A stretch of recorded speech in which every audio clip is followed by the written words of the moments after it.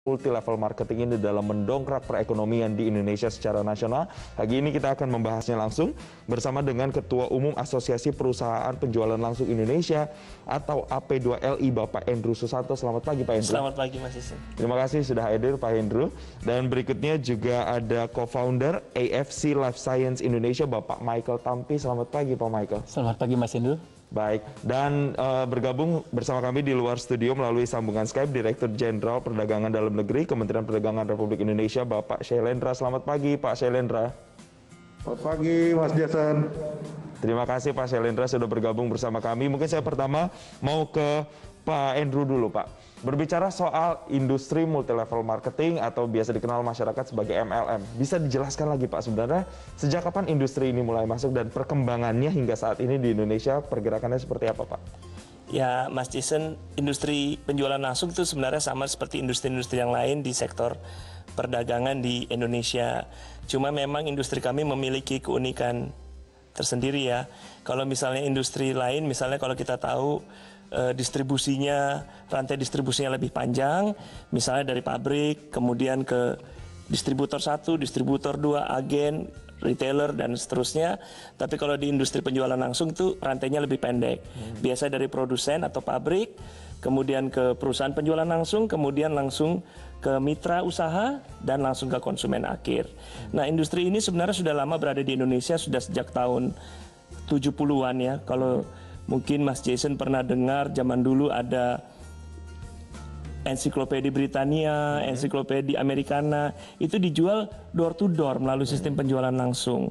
Seperti itu. Nah, jadi sekarang kira-kira industri ini sudah berusia 40 tahunan lah hadir di Indonesia. Geliatnya sendiri di Indonesia seperti apa sih Pak? Kalau kita melihat apakah sudah banyaknya masyarakat kemudian yang terjun ke dunia MLM ini atau seperti apa Pak? Nah, survei yang dilakukan oleh Kementerian Perdagangan beberapa waktu yang lalu menunjukkan bahwa industri ini menyumbang 16,3 triliun rupiah di tahun 2019 dan angka ini cukup luar biasa ya, dengan mitra usaha sebanyak 6 juta orang sebagai mitra usaha. Jadi kita melihat memang industri ini industri yang terus berkembang dari waktu ke waktu di Indonesia, dan kita juga gembira bahwa kita mampu menyumbang tingkat pertumbuhan ekonomi yang cukup baik lah untuk perekonomian nasional bangsa kita yang tercinta ini. Oke, Pak, berbicara soal geliatnya sendiri di Indonesia, ini kemudian kan banyak juga kemudian kalau kita lihat ada beberapa kasus-kasus penipuan begitu yang terjadi di industri ini sendiri. Nah, untuk bisa membedakan MLM yang legal dan ilegal, ini perbedaannya seperti apa sih Pak? Nah, memang industri kita ini sering banyak ditawarkan oleh oknum-oknum yang kurang bertanggung jawab ya, melalui skema-skema yang mestinya tidak legal. Nah, cara yang baik, yang paling tepat untuk memilih MLM ini bagus atau tidak, atau layak dijalankan atau tidak adalah tanyakan saja ini punya izin atau tidak, punya surat izin usaha penjualan langsung atau tidak. Yang dikeluarkan oleh Kementerian Perdagangan. Oke. Seperti itu. Kalau sudah punya SUP-L, ya bisa dipastikan bahwa setidaknya MLM ini legal. Pertama itu dulu. Nah, masalah bagus atau enggak kan itu pilihan sendiri-sendiri ya terhadap bisnis. Oke, berarti as long as dia punya surat izin yang dikeluarkan oleh Kementerian Perdagangan tadi, itu sudah menjadi sebuah standar untuk bisa bergabung di industri ini atau tidak, begitu ya Pak ya. Saya mau ke Pak Michael. Pak, kalau kita melihat juga sekarang kan banyak ketidaktahuan atau saya menyebutnya sebagai ketidakpahaman masyarakat secara mendetail terkait dengan industri atau bisnis ini. Apa yang seharusnya dilakukan oleh industri ini supaya para pelakunya itu benar-benar paham dan bisa menjalankan bisnis atau industri ini secara tepat begitu Pak? Oke, thank you Mas Jason. Ya, kalau dari saya, dari AFC, saya melihat ini perlu peran dua belah pihak.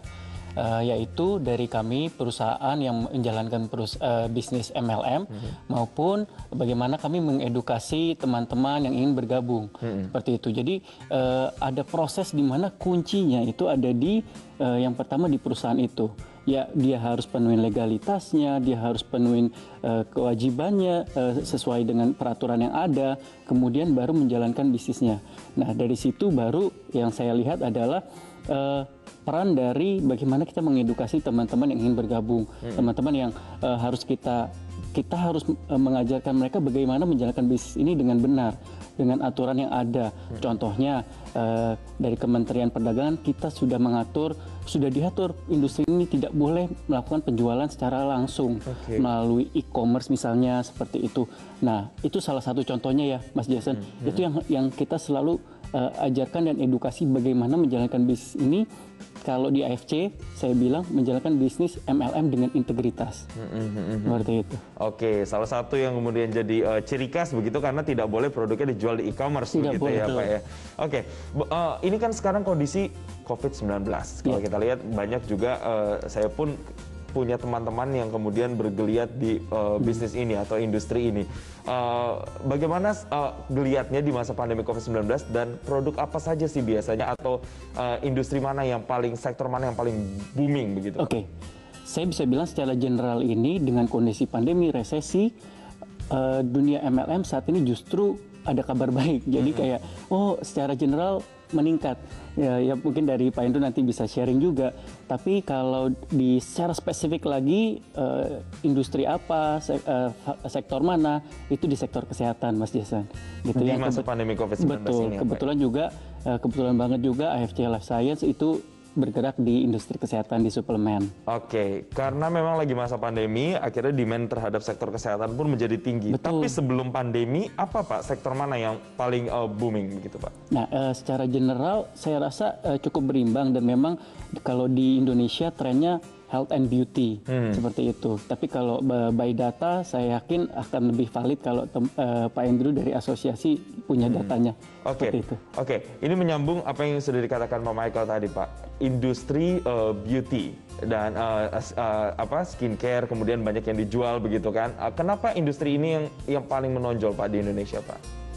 Saya ya. Iya. Ya itu yang saya bilang, yang saya pikir ya, mungkin manusia kan selalu ingin berkembang dan selalu ingin tampil lebih baik.